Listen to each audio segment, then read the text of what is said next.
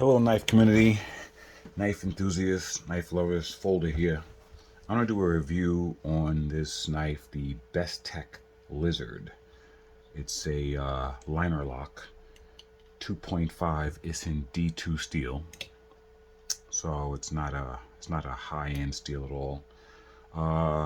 But it's an interesting knife, interesting looking knife. I like these G-10 scales, and obviously, looking at it, you can tell why it's called the Lizard. Let's see what let's get a weight. 4.1 ounces. 4.1 ounces for 6 inches of total knife. 4.1 ounces for 2.5. That's what the 2.5 means. 2.5-inch blade, 2.25 cutting surface. Okay, some quick comparisons for reference. The PM2. The PM2 is absolutely enormous compared to this knife. How about the Manix 2? My Crewwear Kirinite Manix 2. Love this one. Okay. Much smaller than the Manix. It's a popular knife, and that a lot of people definitely do love. What else do I want to compare it to? How about the 20.5, since these are very popular, so you get an idea of how small this knife is. Right, 20.5. And for laughs, how about an AD20, a full-size AD20, just so we can see, get a perspective of how tiny this knife actually is. Really tiny knife. Yeah.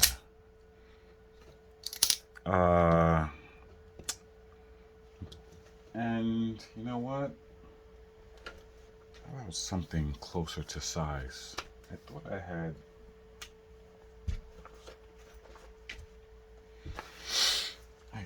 had a chaparral around here. I think the Spyderco. Where is it? Okay, I don't know what I did with it, but I do have my other chaparral here. I do have my Sun and Moon. Let's pull that out. Chaparral, Sun and Moon. So yeah, it's very close to the Chaparral. That's a much better comparison. I think the Chaparral is bigger than it, but very close. So it's a small knife. All right, because the Chaparral technically is 6.5 inches. So yeah. Anyway. Okay, so all right, we got that maintenance out of the way. Let's start with the front of this thing. Let's talk about the blade. Why is it called a lizard? I wonder why. Yeah, well, looks like a lizard. It's got a I don't know. If anybody wants to mention in the comments what type of blade this is, I'll be glad to take your access on it. Your I don't know. I guess I would call it. I mean, it's sort of like a Warncliffe because of the fact that it does have. It is pretty flat. I mean, it has a little bit of a, a bow to it, but it's not completely flat. But Warncliffe with a harpoon at the top. Yeah, I guess that's close enough. They did this in a sort of like a stone type finish. It might even be a coating actually on this. Maybe like some type of light gray. No, I don't know. Some type of coating. I don't know if it's a DLC. I mean, I'm not sure. But yeah, it's nice. Flat grind blade. It's got jimping on the back. The jimping is terrible though. You don't even feel it. I mean, it actually just feels smooth. You know what it is? The liner. If you see it, the liner actually comes up. The liner of the entire liner comes up and prevents you from really feeling the jimping on the back. That's unfortunate. So, but either way, the ergos are very good. When you lock up on the finger choil, and you can get your other 3 on, almost 2.5. It's enough though. And then you can use the ramp here, or you can use the ramp that's forward of this to add downward force and pressure in cutting tasks. I actually was using this to cut something today, and I was able to do very, very detailed cuts with it with my index finger on this front ramp. Yeah, the design of this and the shape of it with this blade is excellent. I would actually love to see this in a better steel than D2. I really would like to see this knife. And I understand, I mean, it was an inexpensive knife, like 50 bucks, you know, and to keep the cost down, they use D2, but you know, I wouldn't mind paying another 25 bucks if it had a serious steel too, you know. It's got all steel liners, G-10 construction. The G-10 is excellent, by the way. It's textured. It feels really good and grippy. I mean, really solid in your hand. This thing is not going anywhere. It really feels good. I mean, it's literally, I mean, you have your, you know, it like dissolves in your hand. It feels very good. So that's a good feature. It's got a back spacer here. That is for aesthetics. There's no lanyard hole. That's good. And I say this is for aesthetics because the liner comes above it. So I'm not saying you can't feel the grooves, but it's not gonna add any traction. It's not gonna add any grip. But it's such a small knife, you don't need it anyway. They just did it for looks. It is a liner lock. The action is really good on this. It's actually shake shutty, and you can reverse flick this thing or index finger flick it very easily. I mean, it's really, really good action. Look at this. Yeah. I would actually like to see this, maybe this same platform, a little bigger, maybe. Yeah. You know, maybe a bigger version of it would be nice. Yeah, so the hardware, that's a T8 and these are T6s. I mean, I'm sorry, yes, T8, T6s. The pocket clip bolt screws are also T6s. The pocket clip is something to be desired, I guess. I mean, it works. I had it in my pocket. It worked. I don't like the idea of it should have been able to sink these screws in flush, I think. You know what? Let me just take this off really quick just to see if yeah, by the way, this is tip up carry only.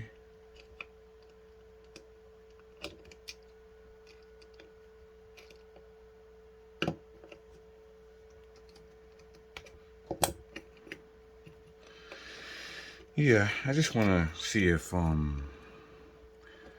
there's a groove in the G10 specifically for yeah, there is. Okay, I couldn't tell. Yeah, I couldn't tell if there was a groove here because this is strictly right hand tip up. I mean, I don't carry knives tip down, but some people do. Some people like knife tip down. Yeah, I prefer tip up. So for me, this is a good deal. I don't mind this. You know, I see why they had to do this, but you know, I guess what were they gonna do, right? Yeah. So they made it that way, which is fine. I mean, you know, we can't yeah, we can't have everything, you know, like, you know, it's not always going to be a situation where, you know, we're satisfied 100% with, you know, everything that we, gosh.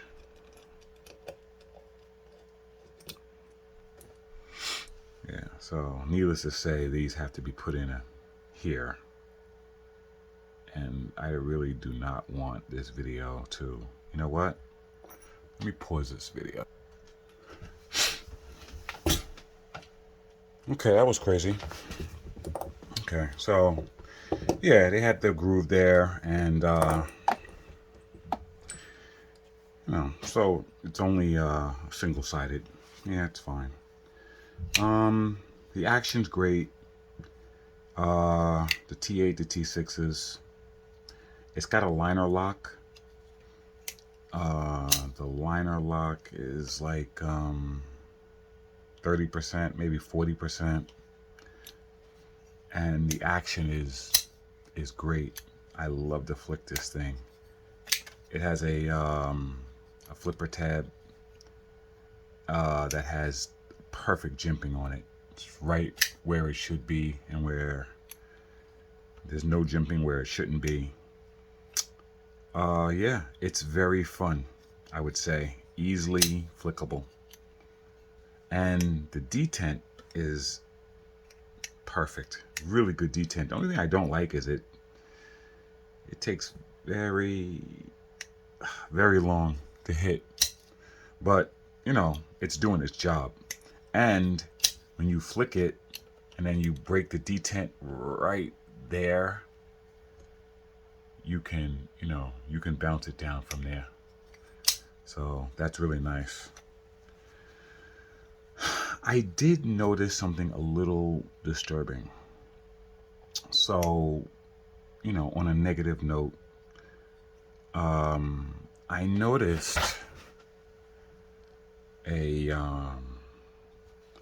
really, I would say, excessive amount of, I don't know if you can see it on the camera there. And a little, and I say excessive, I mean it's excessive only for the fact that it's a brand new knife, of damage right here to the tang. It looks like, maybe it's too superficial. We'll see. That damage to the tang, that's where the insert locks up against the steel. You know, contrary to popular belief, liner locks and frame locks are not exactly the same. A frame lock is like, on my frame lock. Yeah, frame lock, like on the ZT, is the entire framework is the lock. I mean, they're basically the same principle. Yeah. And this bolt right here is for a device, for lack of a better word, that's inside here called a lock bar insert. And that lock bar insert, what it does is the lock bar itself pushes up against the tang of the blade, which locks the blade in place. That's your entire locking mechanism. The lock bar insert sits on top of the frame, which is, this is the frame, sits on top of that, and prevents the frame from getting damaged. I mean, if over the course of years and years and years, the lock bar insert gets damaged, all you gotta do is unscrew it and put a new one in. You know, higher end knives today all have that. A frame lock, on the contrary, a frame lock is where the frame goes to the tang of the blade and the frame holds the blade in place. Correct me in the comments, you're more than welcome, but I'm sure that I've never seen a frame lock with a lock bar insert. So that's one big difference between frame locks and liner locks. The liner lock, the frame lock can have an insert, whereas with the liner, if this contact point starts to become a problem, that's when you start having problems with your lockup. You start, situation with blade play and stuff like that. Fire this out. Yeah. What's it called? Rock lock, whatever. Starts rocking. Yeah, you can run into that. So that's one of the problems with so yeah, I mean, it's a new knife. It's not an expensive knife. So it is a potential thing, especially how fidgetable it is. I mean, I love to fidget this thing. So you definitely got to be careful with that, with this. Right now it's locked up beautifully. But, I do see some wear on that. And I guess you're going to see some, but like I said, a lot of the frame locks have the same type of steel as the blade, and even to a point where the Rockwell, they even match the Rockwell, so that there's not a lot of damage, So you're gonna have the Rockwell so much harder on one over the other. One steel dominates the other one, So that's another concern that you might want to have with this knife. But if you're not going to fidget it around like I do, then I don't think it's a problem at all. But, I love flicking this thing. So, yeah, that's it. Yeah, so, what do we have? A Warncliffe with a harpoon, small knife, great ergos. I wouldn't hold it from back here. From back here, it feels very weird. You got a lot of fingers hanging off the back of this thing. And it feels weird. You're too far back. You gotta be up here. When you come up here, you can easily get your thumb up on the ramp. Feels excellent. So the ergos are great. The G-10 is spectacular. It's textured. It's really, really nice. It's got a liner all the way around. It's a porker though. It's 4.1 ounces for a small knife like this. It feels premium though. It does feel good. It's on phosphor bronze washers. It fires out really fast and nice. The clip is nice. I like the clip. I even like the way the clip looks. They could have countersunk the screws to give it a more fit and finish look. But it's not the end of the world, not for this price. And the only other concern would be, if in time, this lockup becomes a problem. That would be a big problem, but I don't know. So, yeah. Anyway, all right. That's the Bestech Lizard Liner Lock 2.5 D2 in G10. All right. That's all I got.